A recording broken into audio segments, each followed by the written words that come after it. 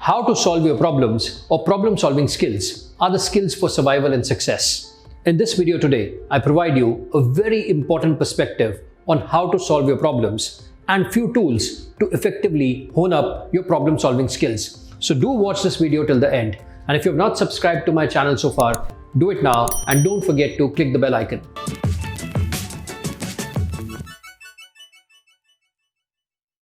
Hi there, hope you're doing good and are having a wonderful time. My name is Gaurav Gupta. I'm a best-selling author, an international motivational trainer, and a business coach. It's my personal mission to impact 100,000 people in 2021, helping them have enriched lives and also honing their problem-solving skills. As a part of that endeavor, I'm happy to bring a new series for you today. I love reading books. Books help you think, books help you grow, books help you learn, and most importantly, they help you understand how to solve your problems or hone up your problem-solving skills. In this series, I bring for you lessons and summaries of the books that have impacted my work, books that have shaped me as a person, have given me a new perspective or new insights, or have generally given me some tools that I have implemented in improving my work and my life. Today, in the first episode of this series, I bring for you two of my favorite books. A Whack on the Side of the Head by Roger von Oech and Obstacle is the Way by author Ryan Holiday. Both these books give you a wonderful perspective and a wonderful tool on how to solve your problems. We are often confronted with problems and obstacles that look unsurmountable. And we think, how can we solve this? Who can we go to for help? How can we change our perspective so that we can get rid of this problem? These two books provide you a tool and a perspective to help you understand how to solve your problems. The first one is called Creating Your Own Oracle, and the second one is called Obstacle is the Way. Let's look at these beautiful tools and perspectives and understand and learn them with the help of stories and lessons from the books themselves. I'm sure you'll enjoy this video. I'll see you around. Oracles were people, agencies, or tools used by many civilizations to predict future. More importantly, to deal with ambiguity and to solve complex problems. Many examples of oracles exist. I'm sure you would have heard of the ancient Greek oracles, the Indian Akashvani, Chinese I Ching, Egyptian tarots, Nordic runes, the medicinal wheel, or the classic whack pack. There are several kinds of oracles in various cultures. The purpose of these oracles is not so much to predict future as much it is to help you delve deeper into your intuitive ability when you're dealing with complex and ambiguous problems.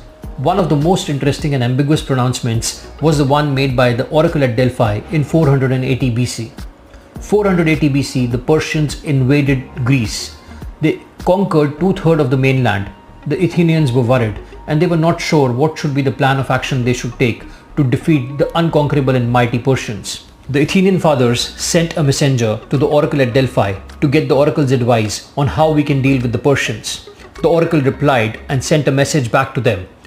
A wooden wall will save you and your children.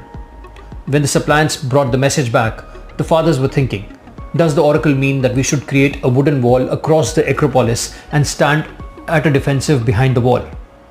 Or there could be another interpretation. A wooden wall could be our forests. The forests are the place where we can take the Persians and defeat them. The Athenian fathers, however, understood that the oracle's prophecies or oracle's messages are not straight.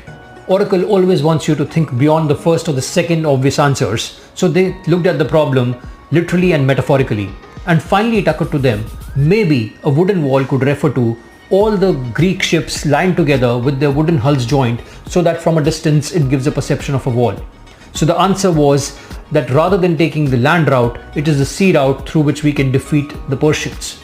And acting on the oracle's advice in 479 BC, the Greeks were able to defeat the mighty Persians. What a wonderful tool it is. Wouldn't it be great if you and we could catch hold of an oracle? It could be a person, an agency, or a tool that can help us solve all our complex, ambiguous problems and challenges. I'm sure it would be great. The good news is you can create your own oracle. Yes, you heard it right. I was also equally astonished when I first time read about it. It's a simple 3-step process that I picked up from a book called A Whack on the Side of the Head, written by Roger von Oech. In the book, the author tells you how you can create your own oracle whenever confronted with any problem. The 3 steps are as follows. Number 1, convert your problem into a question. The normal tendency we have is that we keep thinking about the problem, and if we keep thinking about the problem, we do not really force ourselves to think about the solution. But the moment we convert it into an empowering question, our minds are forced to think in the direction of solving that problem. Number 2, look for random information. Randomness is very, very critical because it's only when you take random information that your brain is forced to think differently. Remember, Einstein said you cannot solve a problem thinking at the same level where you created it. So you have to change your thinking, and nothing helps you more than randomness. And number 3, just try to combine how this random information or random piece or source of information actually can solve your problem or is related to your problem, and combine both of them to find an answer. I'll give you a quick example. Many of my viewers ask me, how do I come up with the ideas for my videos every day? This is the method which I use.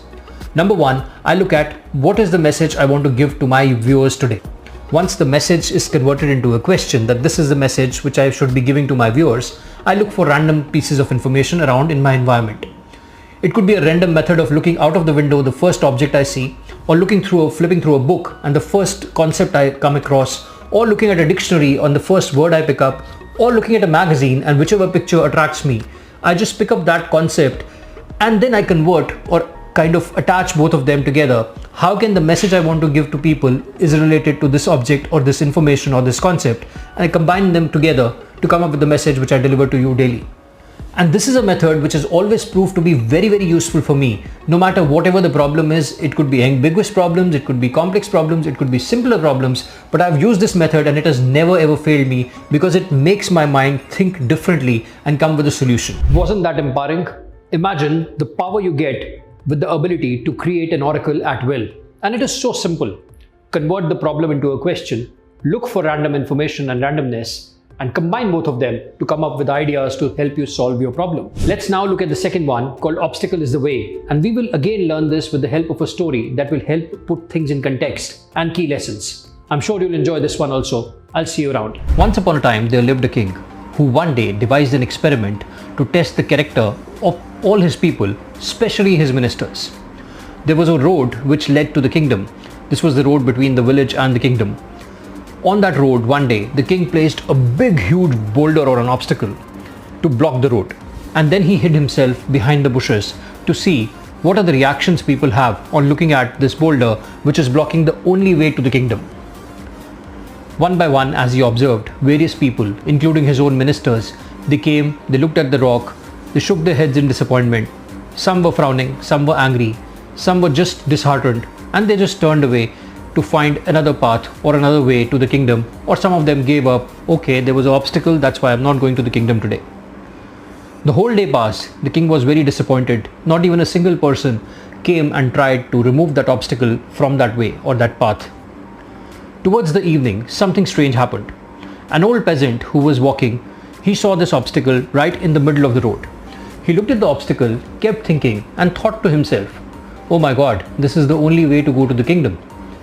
If this way is blocked and there is nobody who will remove this obstacle from here, there are many people who will be confronting difficulty. He kept thinking and thinking, and after a while an idea struck. He looked around and found a small stone.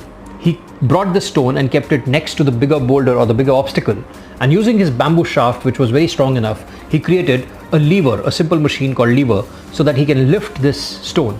Using all his might, he was able to move the stone just enough so that he could pass through. But he did not stop there because his objective was to clear the complete way for everybody.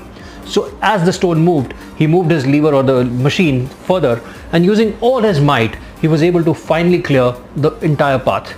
To his surprise, as the stone was lifted, under the stone was lying a big bag full of gold coins. This was the moment when the king jumped out of the bushes and said, well done, my friend. The peasant recognized that this is the king. He bowed down. He said, Your Majesty, thank you so much. He said, this bag belongs to you. He said, Your Majesty, I do not deserve this. The king said, no, I had kept this bag as a reward for somebody who would try to remove this obstacle.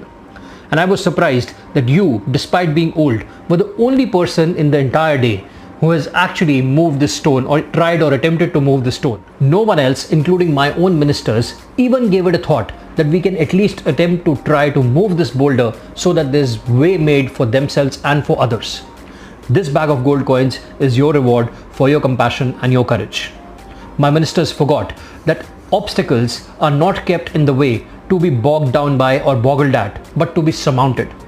Obstacle itself is the reward, obstacle itself is the way. We are all confronted with various obstacles in each and every aspect of our lives. It could be our professions, our business, our personal life, relationships, health, and sometimes these obstacles are so large that we do not know what to do. Remember, the larger the obstacle, the bigger the victory would be. It is in those moments you should remember the king's words that the obstacle itself is the way. I came across a beautiful book by the same title called Obstacle is the Way, written by author Ryan Holiday. In this book, the author gives us 3 simple steps that will help us break through any obstacle. Here are the 3 steps. Perception, action, will. Perception. Whenever confronted with an overwhelming problem, always be very objective. Remember, the seeds to solve that problem are within the problem or within the obstacle. But if you get clouded here, you'll not be able to think through clearly and you'll not be looking for the solution. So be very objective, do not get emotional, do not get overwhelmed. And the third one within perception is have perspective. You can have perspective by talking to your own self and imagining as if you're talking to a mentor or guide, or to actually talk to a mentor or guide who can give you a different perspective on the problem, and then you'll be able to think through clearly. Action. Remember, every problem has a weakness. The bigger the problem, the bigger the weakness. To understand this, I will share with you the story of Euclid. Euclid was a Greek warrior. When he was born, he was very weak. His mother was scared that he would die someday. So she went to the magical river, which is a river which separates the underworld from the earth. And she dipped Euclid into that river, holding him just by his heel. When she brought him out, he became immortal and indestructible. However, Euclid's weakness was the heel, because the heel did not get dipped in the water. It was very much the weakest point. And the story says he was the greatest warrior. He went to many battles. He was totally undefeatable till the time somebody hit an arrow into Euclid's heel. So remember, no matter what the problem is, it will always have a weakness, and the bigger the problem, the bigger the weakness. Understand this, create a process, focus on results, and take action. Lastly, will. Anticipate failure. There would always be chances of failure, and if you plan carefully and do a reverse or backward calculation, that is time you will be able to cover all your bases and your chances of failure would be much lesser. Secondly, remember within will that there would be things which are out of your control. There would always be things which will come as a last moment surprise to you. So rather than getting bogged down or surprised, do a proactive calculation and be open in your mind. It's okay if things do not happen the way you plan. Adopt another plan or do something else, a different strategy or a different plan of action. And finally, enjoy the process and persevere. If you persevere, no matter what the obstacle is, you will be able to walk through it or break through it. If you follow these 3 steps, perception, action, and will, your own ability to handle any obstacles will be much more stronger. And with practice, you will understand that the journey itself is the reward, the obstacle itself is the way. The obstacle is the way. Isn't that a great perspective? And we normally tend to do the opposite. We tend to shy away from the problems or run away from the problems, thus just widening the gap between the problem and the solution. We should rather confront the problem head on, because that problem itself will take you to the solution and thus improve your problem solving skills. These tools and perspectives remind me of a wonderful anecdote I heard a few years ago. 1334, the Duchess of Tyrol, she laid siege on a castle in Austria. The castle was up on a cliff and it was very well stocked. So the Duchess knew that this siege will take several months and she went prepared accordingly. A few months into the war, the castle's supplies started diminishing. In fact, they were left with only 1 ox and several bags of grains.